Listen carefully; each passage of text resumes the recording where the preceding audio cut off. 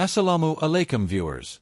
After multiple Chinese military aircraft landed in Pakistan, the footage that started coming out created quite a bit of discussion in defense circles. Among these aircraft were Chinese J-16 fighter jets, KJ-500 AWACS, and Y-20 military transport aircraft. But first, one important point needs to be clear. According to China's Ministry of National Defense, these aircraft did not come to Pakistan for delivery or permanent deployment. They were heading to Egypt for the Eagles of Civilization joint air exercise. Pakistan comes into this route as a practical refueling stop, so the aircraft landed here, took on fuel, completed the required ground support, and then continued toward Egypt. Now, if it had been just a transport aircraft stopping in Pakistan, there probably wouldn't have been this much discussion.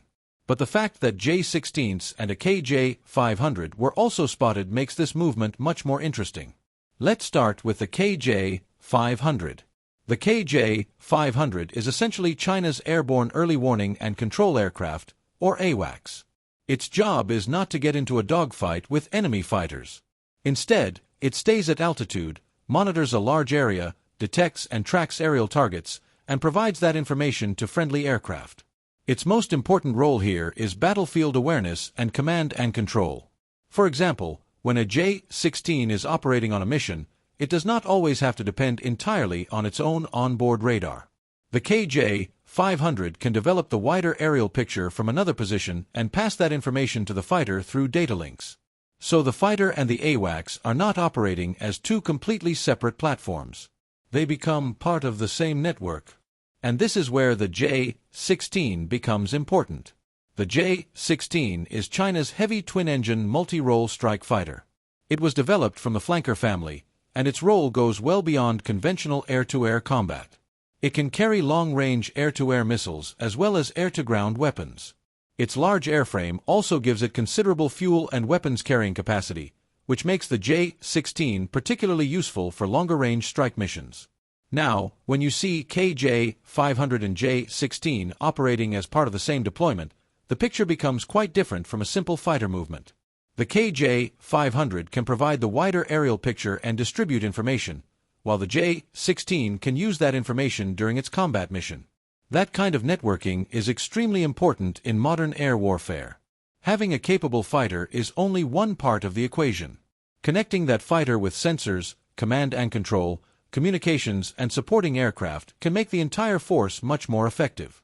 The appearance of J-16s in Pakistan has also naturally revived discussion about whether Pakistan could consider this type of heavy fighter in the future. Pakistan already operates the J-10C and F-16, while the future induction of the J-35 would introduce another major capability. But the J-16 is somewhat different from these aircraft. Its size, twin-engine configuration, and weapons carrying capacity make it particularly interesting for long-range strike operations. However, one thing should remain clear. The J-16s and KJ-500 seen in Karachi should not be considered Pakistan Air Force aircraft based on the available information.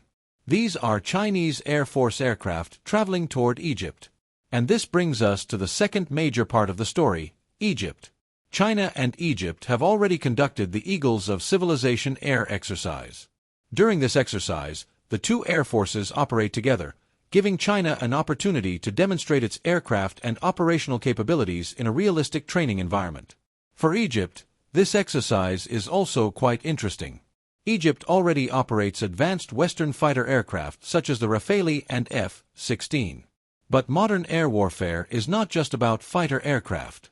AWACS, data links, electronic warfare, long-range weapons and command and control systems are all important parts of a modern air operation. And China is not simply sending one fighter type to Egypt. The movement of J-16s, KJ-500s and Y-20s represents a much broader package. The Y-20 provides transport and logistical support. The KJ-500 contributes airborne surveillance and command and control, while the J-16 can serve as the combat element.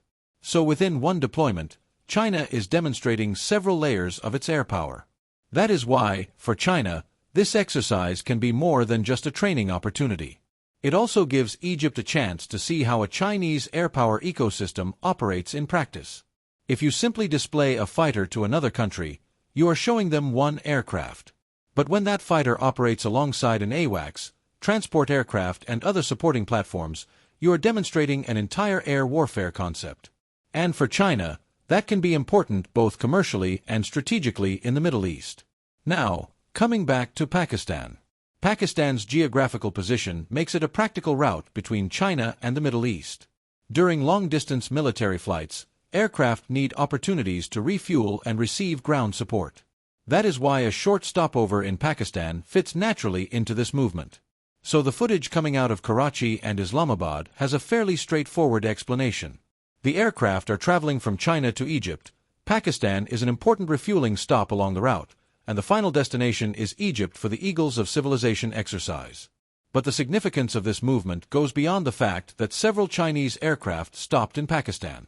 The combination of J-16, KJ-500 and Y-20 shows China operating its air power as an integrated package, with fighters, airborne early warning, command and control, and logistical support working together.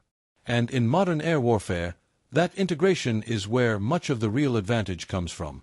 The aircraft have now continued toward Egypt.